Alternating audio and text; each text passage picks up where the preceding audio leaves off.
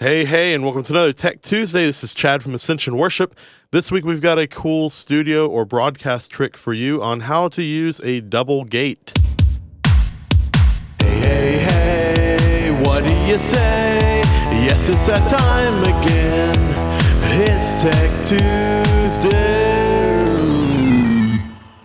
So we talked a little while back about gating a floor tom and some of the deeper functions of a gate to be able to get a cleaner, more natural sound.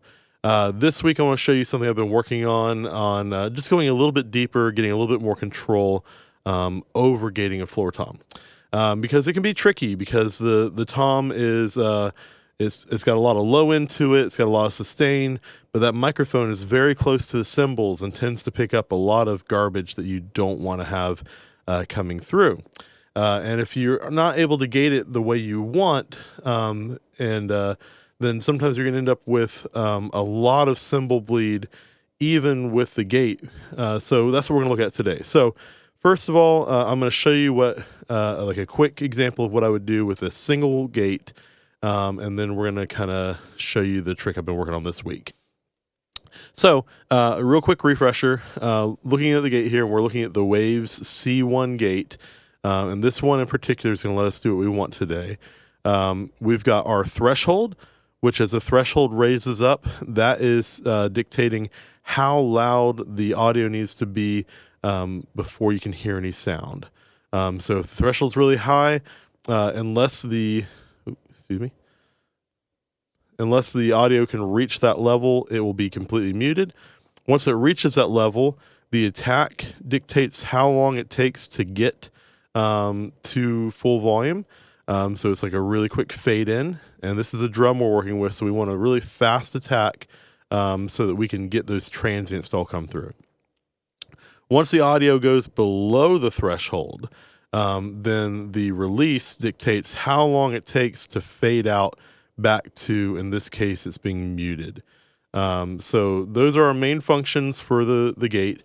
The other thing that we're going to be looking at is this section down here. This is where the magic is going to happen. This is our Sidechain Eq. So what this does is it EQs the audio that the gate is going to be listening to.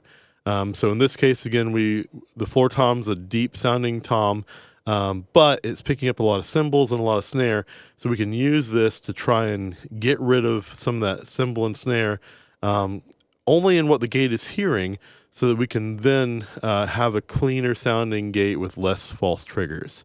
So let's take a quick listen and see what we can do with one gate.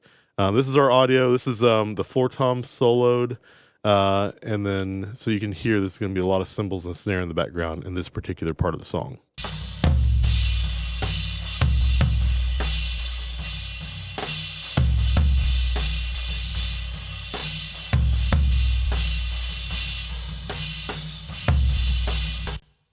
So there's two main elements to the floor tom that we're going to need to listen to. There's the transient, which if you're looking at this waveform over here, the transient's that initial hit where the stick is hitting. That is very loud. You can see that is the loudest part of this waveform. The tricky part is that the sustain, which is down here, this little triangle slope down here, that's what gives the floor tom the body, the low end. But as you can see, that's kind of where all this noise is happening. So like even when the floor tom's not happening, this is the sound of the cymbals and the snare and all that. And that's where our sustain is happening. So we want to find a way to be able to keep that sustain and lose a lot of the noise. So keep that in mind as we go. So I'm going to crank the threshold. We're going to drop it down until we get the toms to come in, kind of find out where the false triggers are happening and try and find a happy medium there. So we're essentially muted now. I'm going to drop it down.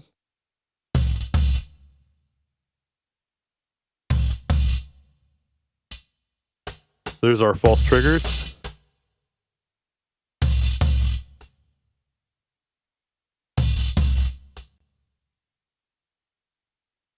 So somewhere around there is our sweet spot for the transient is opening up the floor tom, and we're not getting a lot of false triggers. So now we're going to play around with the attack and release. I'm going to set a really fast attack.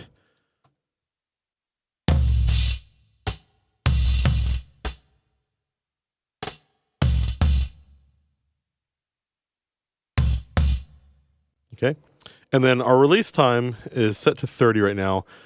Generally, I like, this is very broad, but between 100 and 150 is where my floor toms seem to get a little bit of sustain. So we're going to start with that. I want to be able to get more sustain from the floor tom, so I'm going to open it up to 150.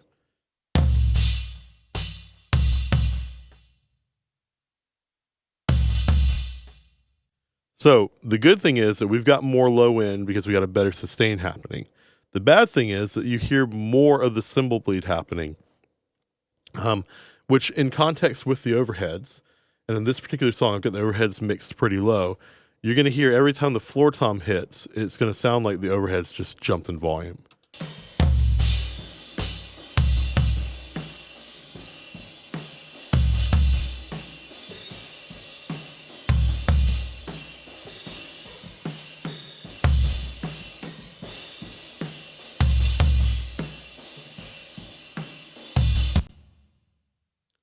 So because there's so much of the cymbals coming through, with that long sustain, you can hear the cymbal rise up and then fade out, and it's making it obvious that we're using a gate.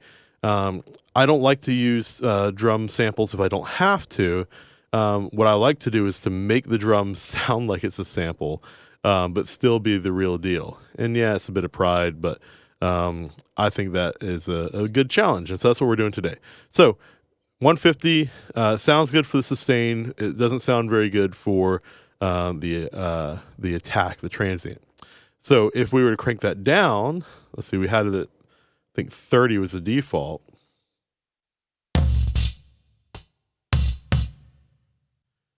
So we're getting a little bit of chattering sound. Let's see how fast we can make it, and then we're going to raise it up until we get just the attack coming through. So we're going to go super fast. Sorry, my mouse decided to die on me there. So we're going to make it a really fast release, and then see at what point it starts to kind of sound good for our sustain, or sorry, our attack.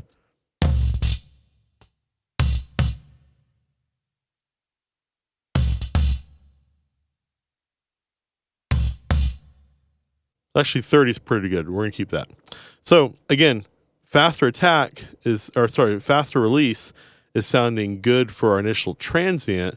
So we're getting less of that cymbal chatter, but it doesn't sound as good for our sustain of the floor tom. So what I'm going to do for now, we're going to come back to this later. We're going to put it back at our overall happy settings, but with too much cymbal through. And we're going to bypass this plugin, because we're going to come back to it for example later. I'm going to just copy and paste this over, and we're going to try something a little different here. So now what I want to do is I want to focus on that initial stick hit, but what I want, actually we're going to keep that at 150 for right now, is we're going to focus on everything but the sustain of the floor tom. So to do that, we're going to go to EQ mode here. And again, this is referring to this EQ down here. Right now it's wideband, so it's listening to the entire spectrum of audio.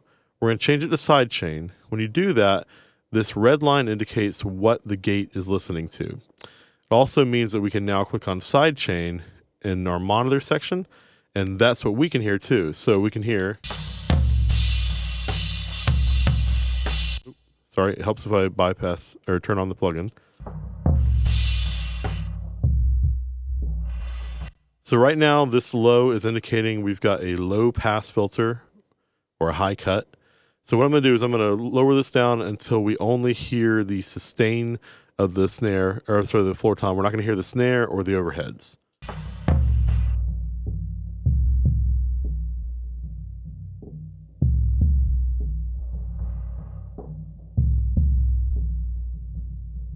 So kind of around 400 hertz.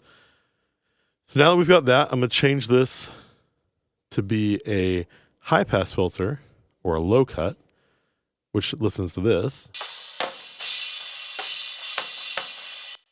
So the idea is that we're trying to get that initial stick hit to come in there. We're going to change our monitor back to audio so we're hearing the final result. And let's just try and get that nice and tight.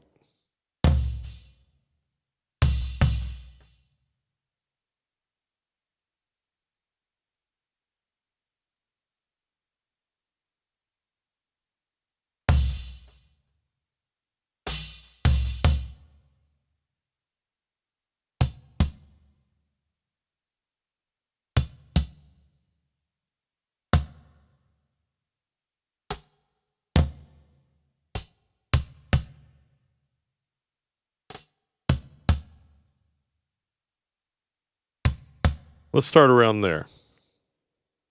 So now, here's the cool thing about this plugin. So we've got our initial attack coming through, but the whole thing sounds choked. So what we're going to do is we're going to change this to split mode. What split mode does is it's applying that gate to this red line here, so the attack, but it's letting all the blue stuff go through. So we're still going to hear all that low end around 400 and down.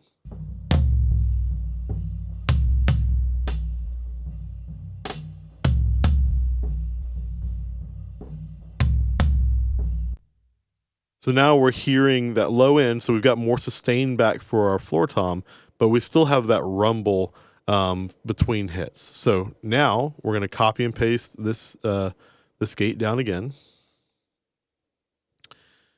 And then this guy, we're going to change this from split back to wideband. So what this is hearing and what we're hearing is everything's coming through. So that initial attack is going to open the gate, but we're going to still be hearing the low end, which is what's going to allow the gate to close. So let's take a listen to that.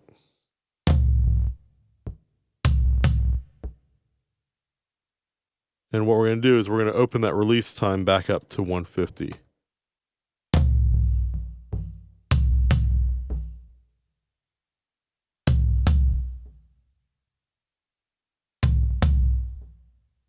And that's way, way tighter. So with one gate, it sounded like this.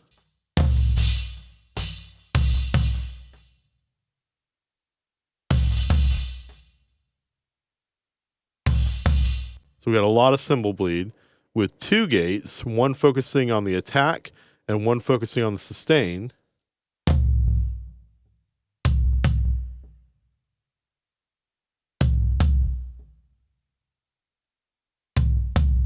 Way, way tighter. In context with the overheads, it sounds like this.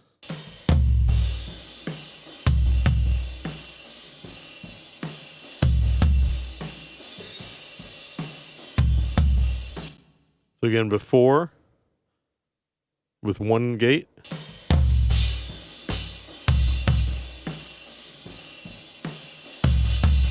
You can hear the chattering. With two gates.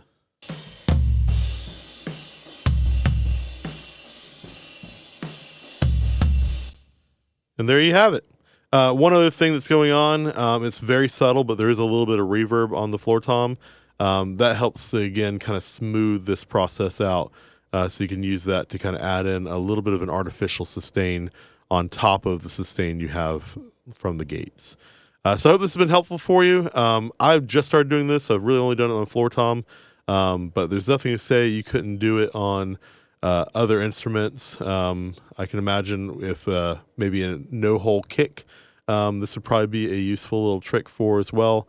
But have at it. If you have any questions or comments, you can leave them below, or you can email me at TechTuesday@ascensionworship.com. Until next time, have a great week. Again, this is Chad from Ascension Worship. I hope this has been helpful for you and your team. Come back here every Tuesday for new information.